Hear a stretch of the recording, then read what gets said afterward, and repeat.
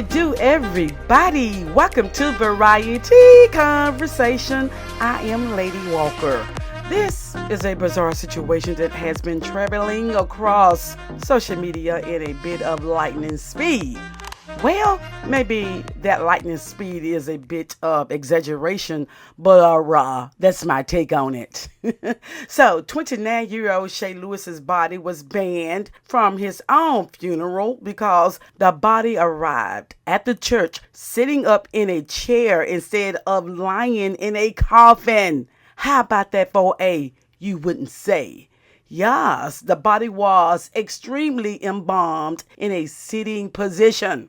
On November the 15th in Trinidad and Tobago, Che and his 54-year-old father, Adlay Lewis, were shot and killed in their home. Some reports stated that may be related to land dispute. In July of this year, Che's brother was shot dead at the family's home. So, Che's family decided to send him off in their own celebratory way, which, by the way, didn't sit well with the church staff. On November the 25th, the day of Che and his dad's funeral, a passenger in a vehicle captured footage of Che's body during the funeral procession in a seated position in a roofless hearse so that onlookers could see him. Two men can be seen seated alongside the corpse playing music out of speakers. Che's body arrived at St. John the Evangelist Church sitting in a chair instead of laying down in a coffin, the traditional way. But where there's a will, there's a way, meaning that Che's body was cordoned on the church's porch and his father's coffin was also on the church's porch a few feet from each other. The funeral home live streamed the 1.5-hour funeral on Facebook, and like so, disturbing to many who isn't used to seeing this kind of celebratory send-off. Question is if this was Che's wish to be honored this way, or was it just the family's way of celebrating his homegoing? Some of the attendees didn't recognize Che. He appears lighter in a large photo that was positioned next to the chair he was sitting in, but he looks a couple of shades darker than the picture, which could be why some of the attendees didn't recognize him. That must be a side effect from embalming. He was nicely adorned in white trousers, a pink jacket, pink and striped necktie, white socks, and ivory flats. His shirt appears to be soft pale pink or white, one or the other. So, later on, the father's coffin was wheeled on the inside of the church to continue on with the service, but Che's body remained on the outside as a multitude of attendees stood by, probably looking for any pulse of life to showcase itself. Someone stated that his mother was not able to attend the funeral because the government did not grant her whatever paperwork was needed. This is not the first time that something of this bizarre has happened. It used to be a show on TV called Extreme Burial. I did get a chance to see one of the burial, but I don't recall the specific. It has been a long time, but from what I have read, it happens a lot in other countries. Some attendees berated the corpse for not wearing a face mask during this Rona pandemic, but then they realized he wasn't breathing. Anyway, Dennie's funeral home said that Che would be placed in his casket at the cemetery as the family wishes. Che and his father were buried in the St. John the Evangelist Cemetery. Now, according to the owner, Dennie, the family requested it, but it was something that Dennie, had on their bucket list to do. When the request came, it wasn't foreign to us because we are aware of funerals like that abroad. He said that we had him by us for 3 days to monitor how he was doing in the chair before we took it public.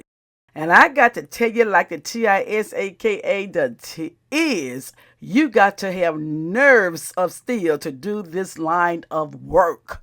Oh, yes. Also, officials were disappointed in the behavior of the funeral home, the company that transported Che's body. Carrying persons in a dangerous manner is an offense with a GBP 750 penalty, and the police will continue the investigation into the funeral company's conduct on the road. Here's what Nikhil, Shelby, and the Chick 1000 has to say about it. They had their own little dialogue going on here.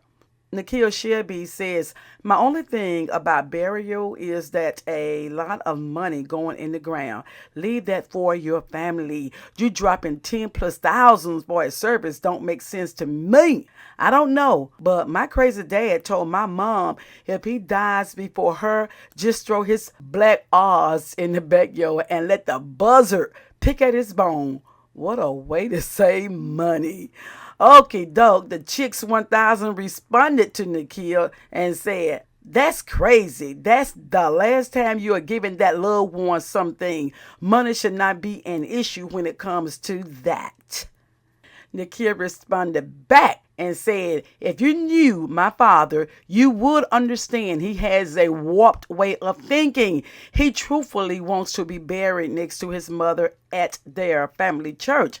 Now, as I said before, I myself can't see my children spending that kind of money to put me away. Heck, I can't enjoy it. They still have to live. I have grandchildren that money can go to. Whatever a person's wishes are is fine and dandy.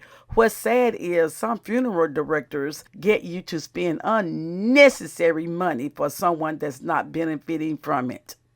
Nikhil also said to the Chicks 1000, first of all, you don't know a doggone thing about me, so let's get that straight. Not that it matters, but I come from African descent, so the entire process of death and burial is a tradition. Not only did I not miss Sunday school, but I do believe in God and His Son, so what are you talking about? That was a conversation my parents had that actually turned into an argument because my dad was being an a-hole to my mom about money. I didn't say that I believe in cremation either, but it's a choice. Some people can't afford a traditional funeral and others choose that because of sickness, whatever, such as my mom. When that time comes, I don't want my kids putting thousands of dollars in a hole in the ground. You can put me in a pine box or a shoebox. I'm gone and not coming back. People go into debt trying to have elaborate funerals, just like Christmas. Parents spending all their money on their kids who can't even tell you what the real meaning is. So, who are you to try to personally attack me on what I believe? You supposed to be God now? I think not. What does the Bible say to you about judgment? You have a nice day. Then the Chicks 1000 responded to Nikhil, you are an ignorant 100. Good luck. Then Nikhil responded back, may God bless you too. Okie doke. Alrighty then. Anyway, y'all, enough said. Feel free to share your perspective on said topic. And if you like this channel, go ahead and subscribe, like, and comment, and hit the notification bell so that you can be notified when I upload a new video. And in the meantime, beloveds, y'all come back to visit me when you can. Okie doke. Ta-ta.